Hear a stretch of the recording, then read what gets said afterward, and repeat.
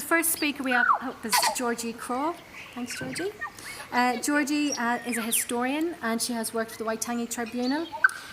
She's previously been Executive Officer at Child Poverty Action Group, and she's currently the Wellbeing Economies Alliance Communication Lead. So I'll pass over to you, Georgie, and you're going to talk about using values-based narratives to communicate for systems change. Thanks, Georgie. Thank you. It's such an honour to be up here, and I'm really glad to be sharing it with these wonderful wahine as well. So yeah, kia ora koutou, ko Georgie Craw, taka wingwa. I'm from the Wellbeing Economy Alliance, Aotearoa, and as we say, topic today is kind of using values-based messaging for systems change, and I'm trying to make it as kind of practical as possible, like a little insight into what we do.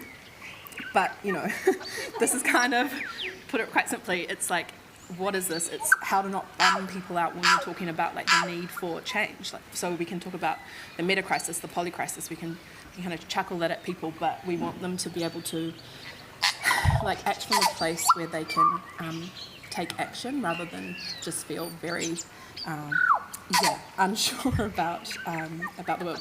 And so just really quickly, and I want to mahi to Sharon, who's in the audience, who I just found out has worked at the workshop, which a lot of this research comes from. And when Bex told me, I was like, oh no, I wish you'd told me afterwards, because now when okay, yeah.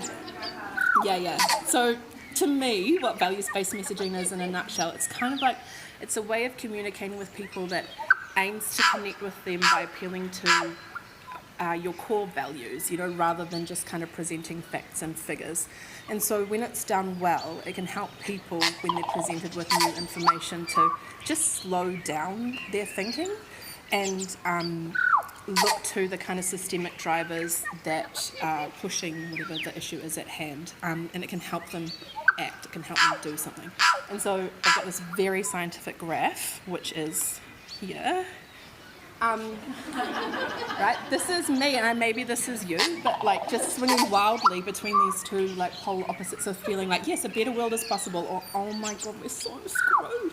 And I think, and we were talking about this in the group that I was part of with like grieving, that there is a place for feeling like, oh my god, we're so screwed, but we need more places where we can do that together in a really embodied way or whatever. And I'm thinking of Joanna Macy and that kind of deep ecology process of being able to do that grieving together.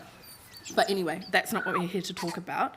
I'm kind of here to talk about the broad messages that we're sending out into the world, where people maybe have never really even thought that the economy is like relevant to them or anything like that. So what do we say that helps us move people into a space where they feel like, yes, a better world is possible? And it's like what you were saying, Kelly, with, you know, like that amazement of reading Joan Toronto for the first time. There is an alternative. It's so empowering.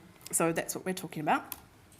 So before I do that, just a quick kind of who we are. So We All Aotearoa is a Te Tiriti-led, non-partisan think and do tank working to redesign our economy around the well-being of people in Te Taiao. We are part of a global alliance, and so we have hubs in 17 countries.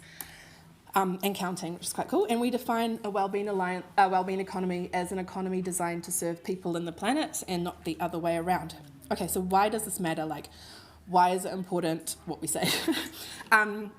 So, like we're already talking about, these kind of dominant narratives are like the water that we're swimming in, and they can really shape what people feel is possible and how we can act. So you see this everywhere, and I think especially in politics. Far-right politicians are really good at kind of activating and triggering feelings of, you know, fear or resentment, which shifts how people think, and we're trying to do the opposite of that. Oh, sorry. We're really trying to like surface pro-social values, which help us, like I say, slow down and look at things through a different lens. And so for me, yeah, the real kind of value of this type of communication is that it helps us lift our gazes to see those systemic upstream causes. And just a quick note, I think the care economy as a frame is already, or the caring economies as a frame, is a powerful starting point for this kind of communication, because right at the beginning you're putting, you know, a value of care centre in the whatever story or narrative that we're talking about. And I think it's really helpful when we contrast kind of this school with something like degrowth, which, like I believe in degrowth. I think that's the way we need to go personally. The Wellbeing Economy Alliance doesn't talk about that so much because it's so much harder to communicate to the general public about that idea, because you kind of automatically run headlong into this, Sharon's nodding,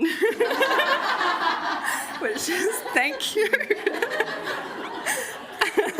You run headlong into the barrier, that dominant narrative which is out there. It's like economic growth, GDP growth is the way that we prosper. And when you say, actually, we need to degrow our economy, people are just like, they're scared of that idea. It doesn't make sense. Like, absolutely not. So, yeah, we want the general public to be questioning that need for uncritical economic growth, but we're not going to jump straight into something like degrowth. So how do we do it?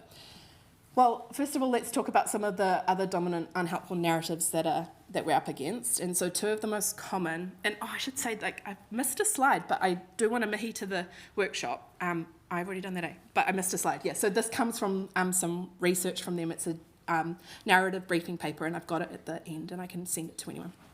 So two of the most common narratives about the economy that are out there is that it's like a machine. And so it's a machine, it's ticking away somewhere else, it's got unchangeable formulas, but they're scientific and they are true. And the other one, which kind of is hard to reconcile, but is that the economy is a force of nature. And so in both of those narratives, it's the economy is seen as something that is just beyond our control. It is like that, and there's nothing we can do to change it. But these kinds of narratives hide the choices that people have made, both in the past and in the present, that shape our economy, that make it how it is. So, an example of that is the kind of dominant narratives make it really hard to see how colonialism continues to create wealth for some and poverty for others. Another dominant frame is the bucket economy, where the kind of national economy is seen as a container that people put resources into, money into, and take money out of. And so obviously in that narrative, all other types of work and contribution are ignored and not valued. And it's also kind of sees the economy as something that's really closed. So you're not meant to take, in this kind of narrative, in this lens, you're not meant to take out more than you put in. You're not seen as a good citizen if you do that. So those are some of the narratives that we're really up against. But it's not all bad news. There are actually some helpful mindsets, maybe not narratives so much, but mindsets that we can tap into. So the research has shown that actually when you get down to it, most people value community over individualism. They also value nature more than money, in terms of we do believe on the whole that money is just like an ends to a means to an end, sorry. And people also understand that the status quo isn't working, which means that they're open to change if we can communicate that in kind of a helpful and credible way. So how do we do that? What are some of the helpful narratives? I've just got time to kind of very whirlwind go through three, and this is probably my favourite one. So it's the economy is a product of design and it can be redesigned. And if that's kind of our one message that we're pushing at the Wellbeing Economy Alliance, it is a product of design. It's not an unchangeable natural force or a machine. It's a product of design and it can be redesigned. And I love it because most people have never heard of it before and it's actually really empowering. And there's kind of a little beauty to it. I think it kind of opens up a little gap in people's minds of if it's a product of design, we can change it, but it should be a good design. What can it look like? And then from that point you can kind of begin to talk about how the economy that we design, the good economy that we could design, should serve us and not the other way around. We don't have to be in service to an economy that is harming all the things that we kind of love and care about. The second one is a public good narrative, and we use this one quite a lot. And in this narrative, you define economic success as an economy that meets everyone's needs and can create, so people can live meaningful and fulfilling lives.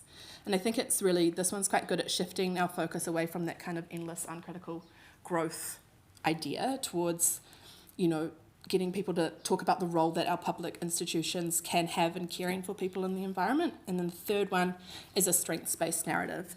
And this really highlights the strengths that we already have, especially in our communities, and it highlights what's already been done to kind of centre economies, around economies that are centred around well-being. And then also because you're talking about like the strengths that people hold or that we hold in our communities, and you're emphasising human actions, it really avoids that kind of fatalistic narrative that I was mentioning at the beginning, that this is just how the economy is. So this like narrative comes from the workshop, and it's we can all contribute and be in service to our communities by sharing what we have, our skills and experiences. Our democracy is stronger and our economy is healthier when there's room for everyone to take part. And I didn't have quite enough time, but this one kind of like leads into the idea of economic democracies. Like people need to be able to feel that our economy does actually reflect our values. So it really plays into this idea that we were kind of talking about before, but don't have enough time really. But this is the briefing paper, and I'd really recommend people take a look at it. I can email it to you if you like, but it's available on our website. And kia ora koutou, that's my email address. Thank you.